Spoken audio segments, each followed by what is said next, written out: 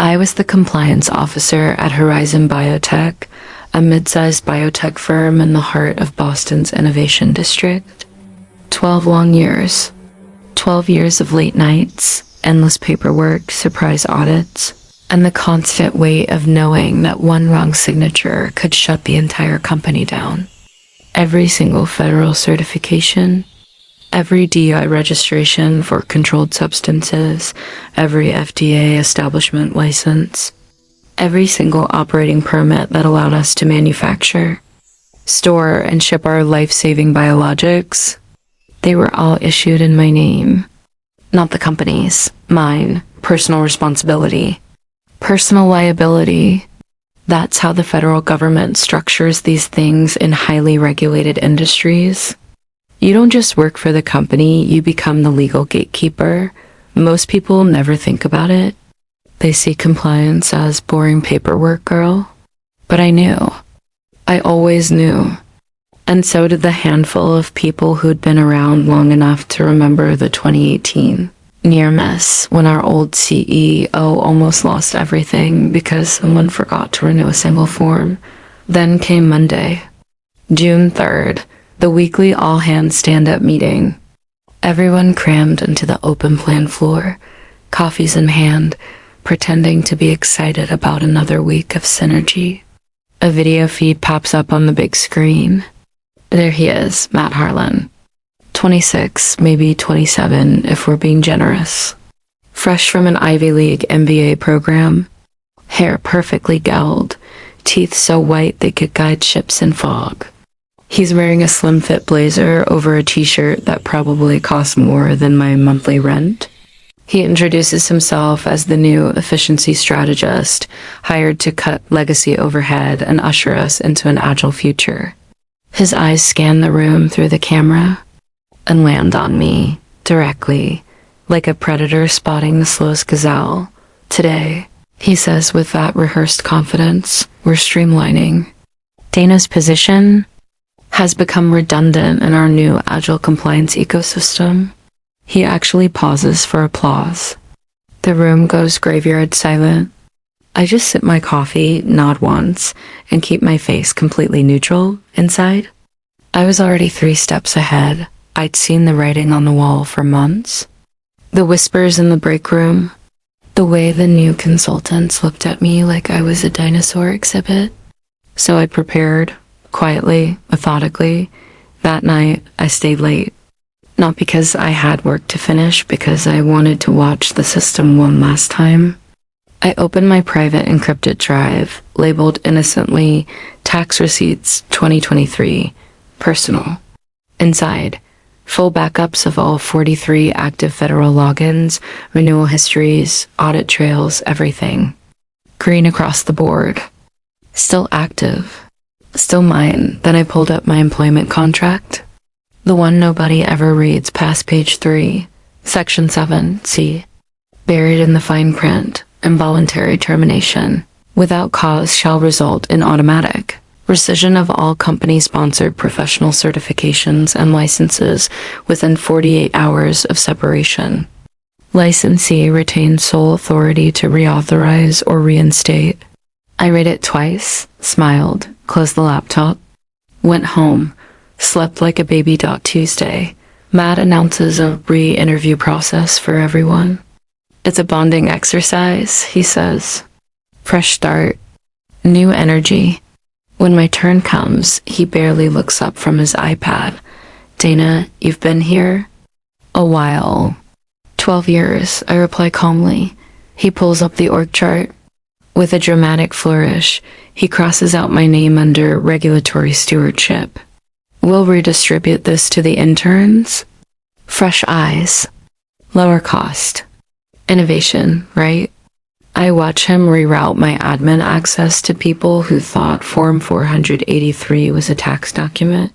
Meanwhile, I quietly log in one last time from my personal laptop and revoke the shadow permissions I'd built into the system back in 2016, just in case. Wednesday.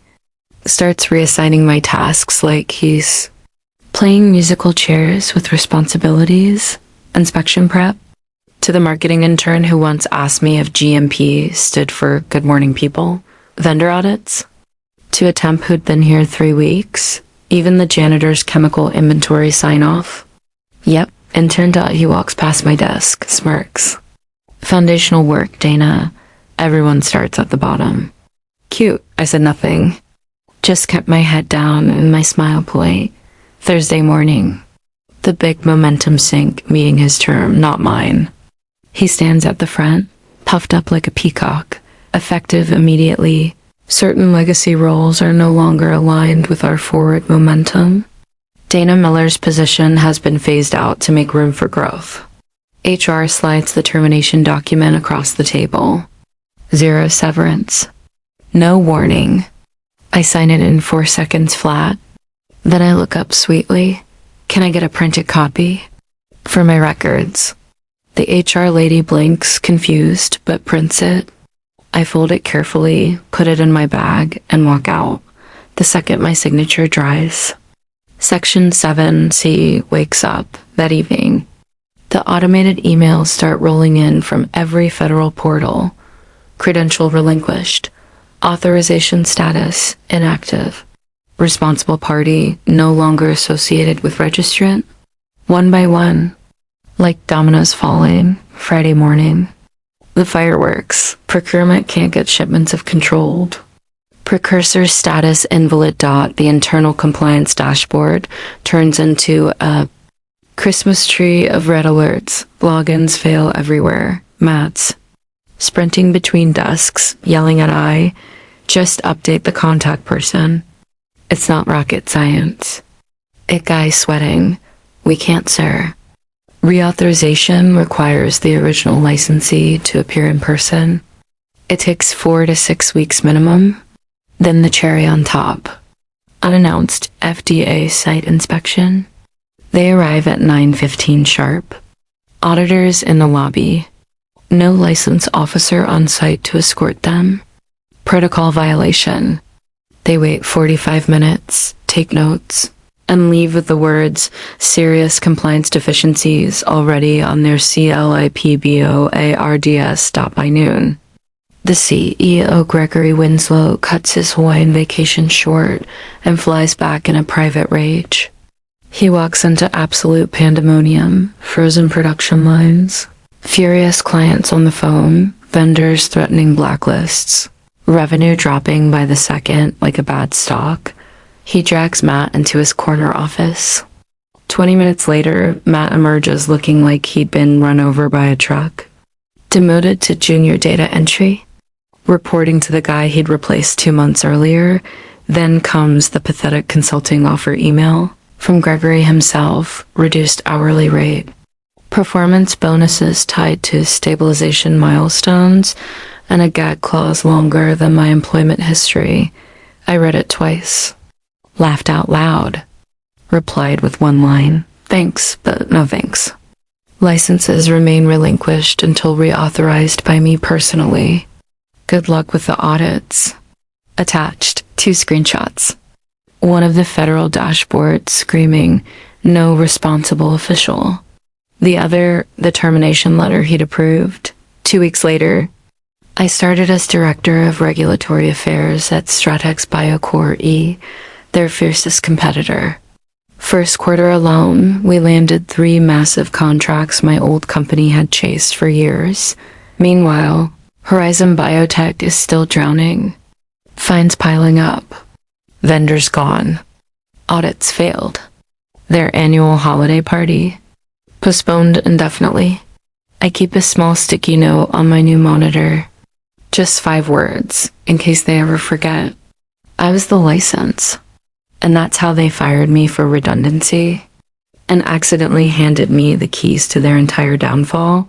Moral of the story: never underestimate the quiet person who holds the only key to the front door, especially when that key has a federal serial number and the power to shut everything down. Never fire the one who literally keeps the lights on. Legally. Because karma doesn't need to be loud. It just needs the right clause in the contract.